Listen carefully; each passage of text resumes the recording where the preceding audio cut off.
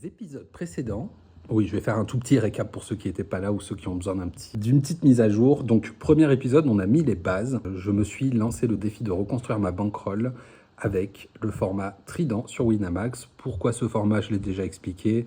Pas mal de récréatifs. Je pense qu'on peut avoir un edge sur le field. Et selon moi, il n'y avait pas assez de contenu sur YouTube sur le sujet. Donc, j'ai décidé de partir là-dessus. On est parti avec 68 € de bankroll. Je jouais principalement des 50 centimes, quelques 1 euro. Et sur l'épisode 2, j'ai gagné un 1 euro. Donc j'ai gagné à peu près 120 €, ce qui a fait remonter la bankroll sur l'épisode 2 à 188 € exactement. Et sur ce deuxième épisode, j'ai pris conscience de pas mal de choses et je prends encore conscience de pas mal de choses sur mon jeu et sur le poker en général, sur le format.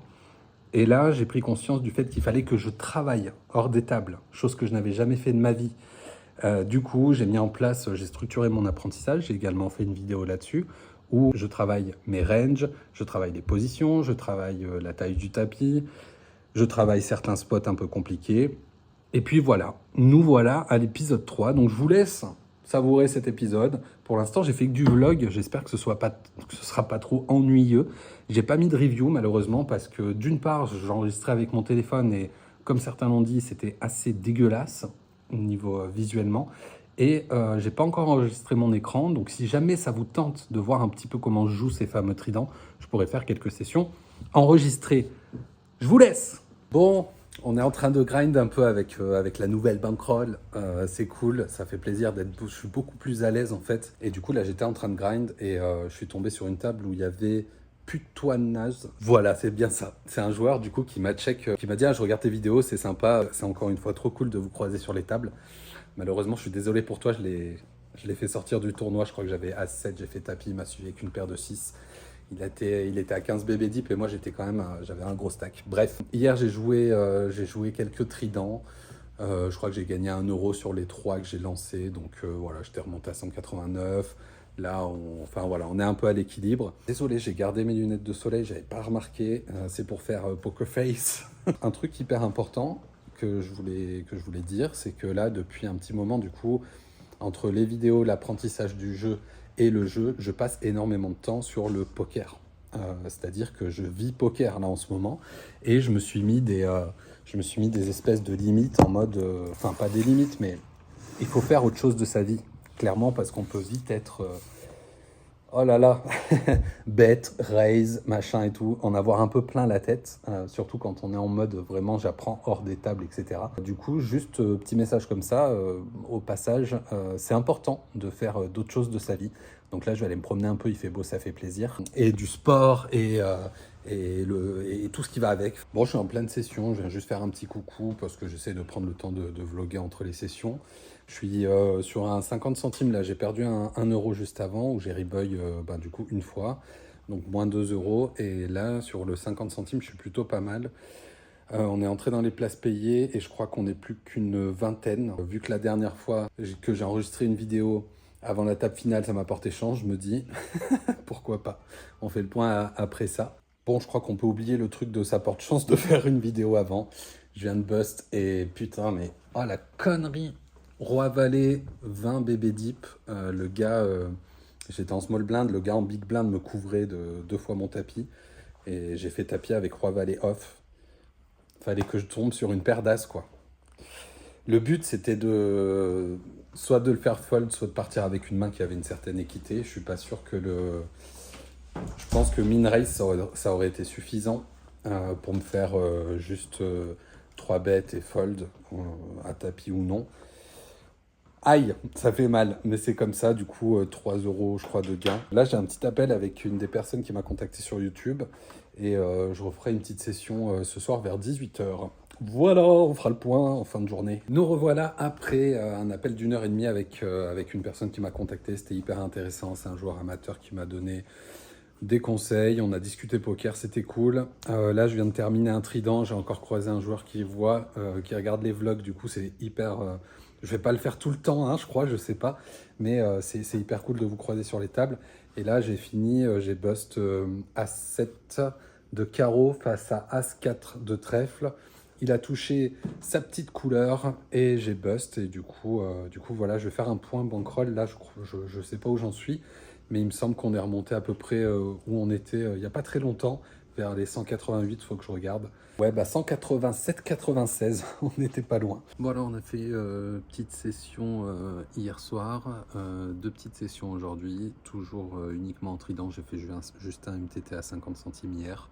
Et je crois que je suis à 185 € de bankroll, mais là je voulais juste faire un point hyper important là-dessus justement, parce que suite au gain du trident où j'ai fini premier, j'ai pris 100 et quelques euros, et ben en fait j'aurais très bien pu complètement partir en cacahuète et aller jouer des 2 et des 5 et repartir comme à l'ancienne. Sauf que là, ben, d'une part, j'ai eu des discussions avec des joueurs pros qui m'ont vraiment remis un peu le truc en tête. Les tridents, c'est ultra variancé. Et du coup, là, il va me falloir minimum 200 buy-in. Donc, je me suis dit que de toute façon, 100 buy-in, c'est le minimum. 200, je pense qu'on est pas mal. Du coup, j'aurais très bien pu attaquer les 2 euros, mais je le fais pas. Je reste en 1 et en 50 centimes. Ça me permet de jouer beaucoup plus sereinement. Je suis beaucoup plus à l'aise, donc c'est cool. Bon, où est-ce qu'on en est en cette fin de semaine? J'ai fait une petite session hier, aujourd'hui. Sauf que j'ai tout perdu. J'ai tout perdu sur des flips, mais c'est la réalité de ce format aussi. C'est la réalité du poker en général, mais de ce format encore plus. Ce matin, en fait, ce qui est très frustrant dans ce format-là, c'est que je me suis dit, bon, ok, je rebuy pas les 1 euro, les 50 centimes, j'en m'en autorise un. Et là, ce matin, j'en ai joué un. J'étais tombé à 20 big blind, ça devait être la 5 ou 6e main, et je fais tapis sur un gars qui me relance, qui était assez actif. Tapis avec As-Valet, il m'a suivi avec As-7 off, moi j'avais As-Valet off, et il a touché un petit 7, après ça a fait genre 7, 9 dames, et je sais plus exactement la fin du flop, mais en gros il m'a sorti du tournoi. Le truc hyper important, et là j'y ai pensé hier, je sais pas, hier j'étais en train de bosser un petit peu et je me suis dit, putain, je sais pas, il y a comme des espèces de paliers sur la bankroll. Je sais pas si ça vous le fait et peut-être que c'est juste parce que je suis un amateur récréatif qui n'a pas l'habitude de descendre. Mais en fait, là, je commence à comprendre, c'est un peu con, mais que ça fait pas que monter. Du coup, il faut réussir à accepter de redescendre pour pouvoir monter. C'est ce qu'on appelle les downswings, la variance, le jeu, la vie, quoi. C'est tout. Mais quand tu as un gain comme ça, ben, là par exemple j'étais à 188, donc pour récap, là je suis à 177 je crois. Donc en gros, j'ai perdu un peu plus de 10 euros. Et quand tu passais en dessous des 180, déjà, moi dans ma tête ça fait oh là là là là là là, c'est la misère, qu'est-ce qui se passe? Alors que pas du tout, tout va bien, j'ai encore plus de 170 buy-in pour les 1 euro.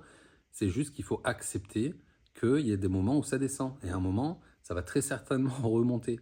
Voilà, je vais terminer, je pense, les sessions. Je vais peut-être jouer un tout petit peu ce week-end, parce que là, on est vendredi, je ne vais pas vous raconter toute ma vie, mais j'ai mes enfants ce week-end. Et du coup, je vais plutôt profiter de passer du temps avec eux plutôt que faire le foufou sur les tables. Donc, je vais moins jouer la journée. Peut-être que j'en ferai un petit le soir si je ne suis pas trop éclaté. Ça, c'est hyper important. Je me suis rendu compte cette semaine qu'il y a des fois où j'ai joué et j'étais fatigué. Et en fait, j'avais pas tellement envie de jouer. Et quand c'est comme ça, je pense qu'il faut juste s'écouter et se dire ok, je fais autre chose en fait. Même en fait, j'avais entendu ça dans des interviews et tout. Le poker sera toujours là. Les tournois seront toujours là demain, après-demain. Il n'y a aucune urgence à jouer. Et du coup, juste pour terminer avec ça, je me rends compte qu'on peut faire beaucoup d'argent sur ces formats-là grâce aux personnes. Et je me suis rendu compte que les joueurs avaient tendance à faire de très mauvais calls. C'est-à-dire que quand tu pars à tapis avec As-7, c'est ok. Mais par contre, suivre un tapis avec une main comme As-7, c'est un mauvais call. D'après tout l'apprentissage que je suis en train de mener en ce moment. Et je suis aussi comme ça, et j'étais aussi comme ça. Et en fait, je me suis rendu compte que ça, c'est vraiment un gros leak que j'avais et que j'essaye de réparer et que beaucoup de joueurs ont. Et hier, j'ai été suivi par des 8 et 9 de carreau. J'ai été suivi par du Valet 7 off. Enfin, j'ai vraiment eu des calls qui sortent de l'espace et je pense que c'est là où on peut vraiment faire la différence. C'est grâce aux personnes qui font des mauvais calls. Voilà. Et je pense qu'il vaut mieux faire un mauvais fold qu'un mauvais call. Pas sûr de ça, mais je crois. Petit point bankroll et pour voir un petit peu où on en est. On est début mars, là, début de semaine. J'ai un tout petit peu joué ce week-end, pas énorme, mais j'ai clairement pas fait de... J'ai dû faire une place payée, je crois. Ça m'a tout juste remboursé le tournoi. Et là, je suis à 170 € de bankroll. Donc ça descend et je reviens vraiment sur ce truc de... il faut prendre l'habitude que voilà, ça fasse un peu les montagnes russes. Je pense qu'il y en a qui vont s'éclater parmi ceux qui m'avaient mis en commentaire, ouais, mais tu vas vite retomber, t'as trop d'enthousiasme, etc., etc. C'est normal d'être content quand on gagne. C'est normal de, c'est normal d'être un peu moins bien quand on perd. Mais je pense qu'il faut justement trouver l'équilibre. Et effectivement, mentalement, c'est entre le format et de toute façon le poker en général, qui est un jeu qui peut être très dur mentalement et très violent. Je pense qu'il faut juste s'habituer. Et ce petit week-end, ça m'a fait du bien parce que j'ai pas beaucoup joué en fait. Comme je l'ai dit dans une partie de la vidéo, c'est bien aussi de prendre le temps de faire d'autres choses, d'avoir une vie à côté de tout ça parce que ça peut vite prendre beaucoup de place entre l'apprentissage, le jeu. Bon, en soi, moi j'ai des vidéos en plus. Voilà, et je pense qu'il y a un point qui est aussi hyper important et je vais terminer là-dessus pour celle-ci. Il faut garder le plaisir de jouer.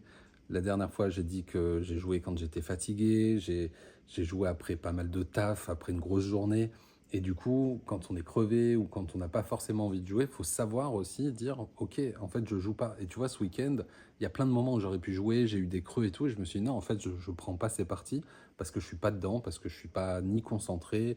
Et en fait, il y a des fois où on n'a pas envie, et c'est ok. On n'a pas envie et c'est ok. Et je pense qu'il faut réussir à s'auto-limiter, entre guillemets, surtout vu mon passé, moi, personnellement, où j'ai perdu beaucoup, où j'étais vraiment dans l'addiction et dans le truc de « Ah là là, je vais jouer à des limites que je peux pas, que ma bankroll peut pas accepter et tout ». Là, je fais un gros travail sur tout ça, sur le mental, sur la bankroll. Et je pense que le plus gros travail est là-dessus. Voilà, je pense qu'il faut savoir s'écouter, jouer quand on a envie de jouer et garder ce plaisir de jouer. Ciao. Bon alors ce matin les gars, j'étais vraiment en bad, en frustration en fait, parce que la bankroll est redescendue à 160 €. Et autant te dire que ça fait quasiment 28 balles de perdu depuis la petite victoire. Et je pense que c'est bien aussi de rester sur ses limites et de ne pas passer au-dessus, parce que effectivement, il faut prévoir des buy-in, et encore plus sur ce format-là. Donc je pense que ce que je retiens de tout ça, c'est que encore une fois, il faut apprendre à descendre pour remonter, et surtout, faut pas s'inquiéter de ça en fait. Et là, jusqu'à maintenant, j'étais vraiment en mode oh là là, mais c'est la catastrophe. J'étais monté, je redescends de 28 buy-in en 1 €, c'est énorme. Mais en fait, c'est ce qu'il faut. Et là, cet après-midi, j'ai fini 10e sur un 50 centimes, et ça m'a redonné un peu confiance. On est remonté, j'ai gagné 10 balles, donc on est remonté à 170. Mais voilà, je pense que c'est la bonne approche. Je pense que je vais pas tarder de décéder si je continue de parler en même temps que je marche. Voilà, on va continuer. J'ai hâte de monter de limite, mais en même temps, je pense que c'est très bien si je reste un minimum de temps sur ces limites-là. 0,50 et 1 €, parce que, encore une fois, il y a pas mal de variances. On va essayer d'avoir un avantage, de continuer de travailler. Je revois mes ranges quasiment tous les jours. Après, il y a le jeu post-flop aussi. Et puis voilà, on se retrouve très rapidement. Ciao!